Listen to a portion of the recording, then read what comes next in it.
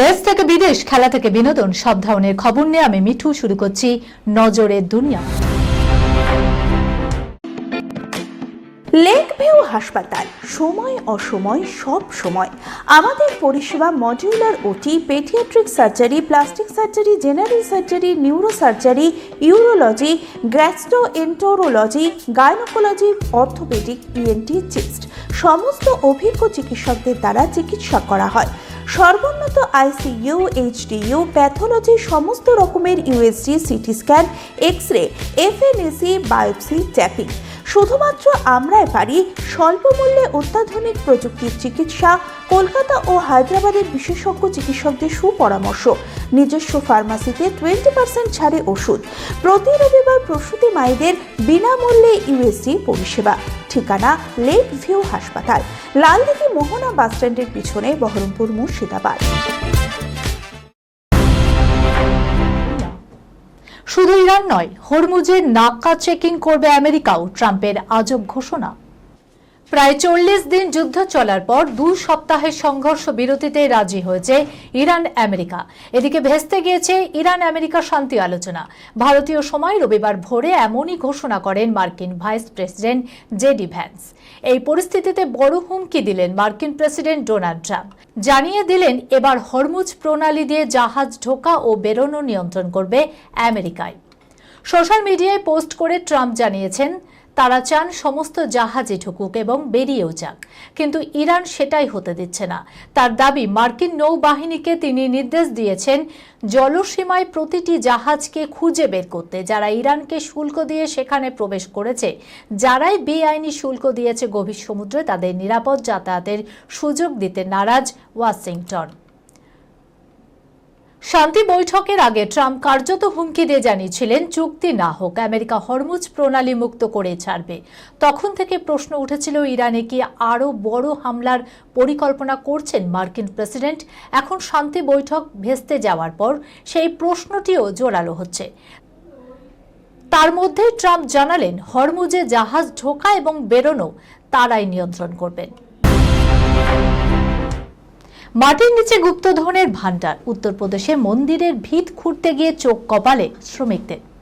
মন্দির নির্মাণের জন্য গর্ত খুঁড়ছিলেন শ্রমিকরা। মাটির নিচে সেই গর্ত থেকে উঠে এলো গুপ্তধন, যা দেখে চোখ কপালে উঠল শ্রমিকদের। চাঞ্চল্যকর এই ঘটনাটি ঘটেছে উত্তরপ্রদেশের ললিতপুর জেলার তালবেহাট অঞ্চলে। জানা যাচ্ছে মাটির নিচ থেকে 16টি সোনার ইট পাওয়া গিয়েছে। মুহূর্তের মধ্যেই এই খবর ছড়িয়ে পড়ে গোটা গ্রামে। যদিও স্থানীয় প্রশাসনের তরফে আনুষ্ঠানিকভাবে এই বিষয়ে কিছুই জানানো হয়নি। জানা গেছে ওই অঞ্চলের সৌনৌরি গ্রামে একটি মন্দির নির্মাণের জন্য চলছিল খনন কাজ।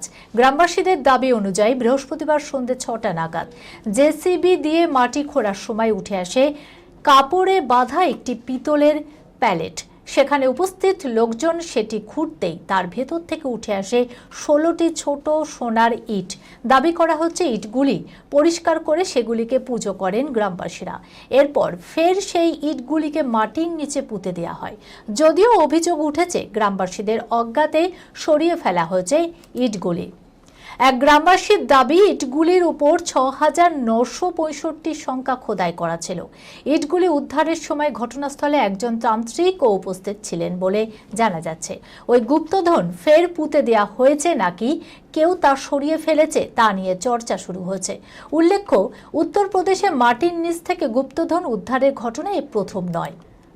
5 মাস আগে ফিরোজাবাদ জেলার জসরানা গ্রামে চুল্লি তৈরির জন্য চলছিল মাটি খোঁড়ার কাজ।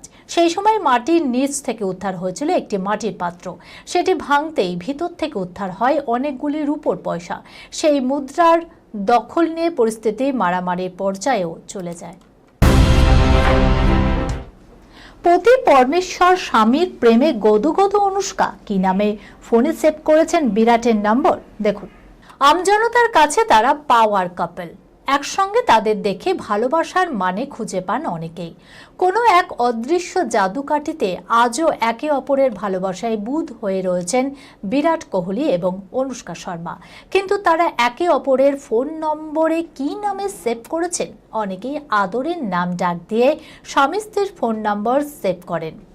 বিরুষ্কাও কি সেই পথেরই পথিক? উত্তরে তারকা ক্রিকেটার বলেন, আমি তো ডার্লিং বলেই সেভ করেছি, অনুষ্কাও কম যায় না। তিনি বলে বসেন, আমি তো পতি পরমেশ্বর বলে সেভ করেছি। সঙ্গে জুড়ে দেন, ও জি শুনিয়ে জি এইসবও বলি, অর্থাৎ আমজনতার মতোই স্বামীকে ওগো শুনছো ইত্যাদি বলেন অনুষ্কা শর্মা। কিন্তু এটা কি আদৌ সত্যি? ভুল ভাঙিয়ে দেন তারকা দম্পতি নিজেরাই। তারা বলেন, প্রশ্নের উত্তরে যা বলেছেন সবই ছিল ভুল, কারণ অনুষ্ঠানের নিয়মে ছিল ভুল উত্তর দিতে হবে। সোনামের মোহে বিভোর প্রেমিক, সম্পর্ক ভেঙে অভিনেত্রীর মুখোমুখি এখন এই তরুণী।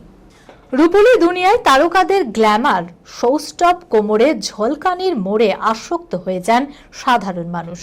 অনেক পুরুষ তো আবার প্রেমিকা বা স্ত্রীর মধ্যে স্বপ্নের নায়িকাকেও খুঁজে পাওয়ার চেষ্টা করেন।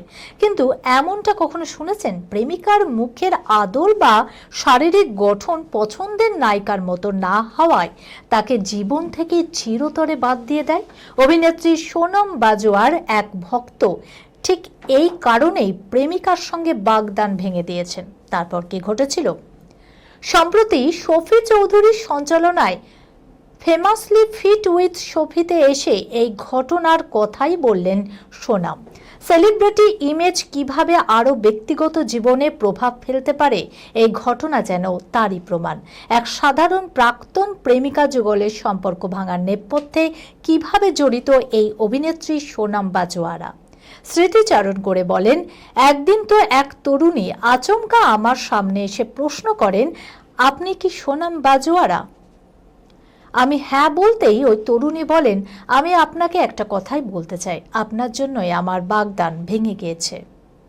কথাটা শুনে কোনো প্রতিক্রিয়া দেওয়ার মতো অবস্থায় ছিলেন না সোনাম, পুরো হতবাক। কিন্তু ওই তরুণী ঝড়ের গতিতে নিজের কথাই বলে যাচ্ছেন।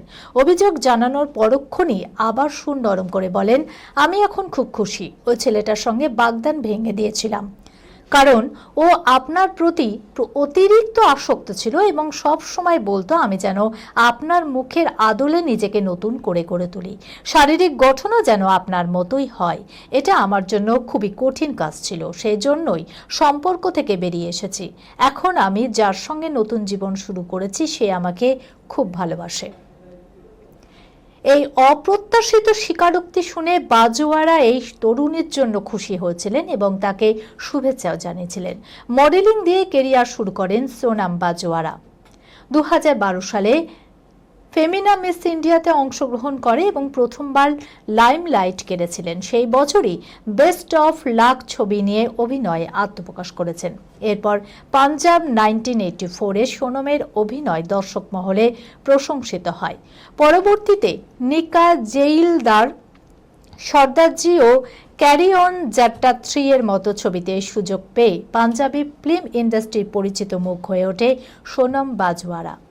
আঞ্চলিক সিনেমার পাশাপাশি হিন্দি, তামিল ও তেলেগুর ছবিতেও কাজ করেছেন তিনি। এই খবরের সঙ্গে শেষ করলাম আজকে নজরে দুনিয়া। আপনারা দেখছেন টিভি 24 বাংলা, সংবাদ বিনোদন সারাদিন সারাক্ষণ।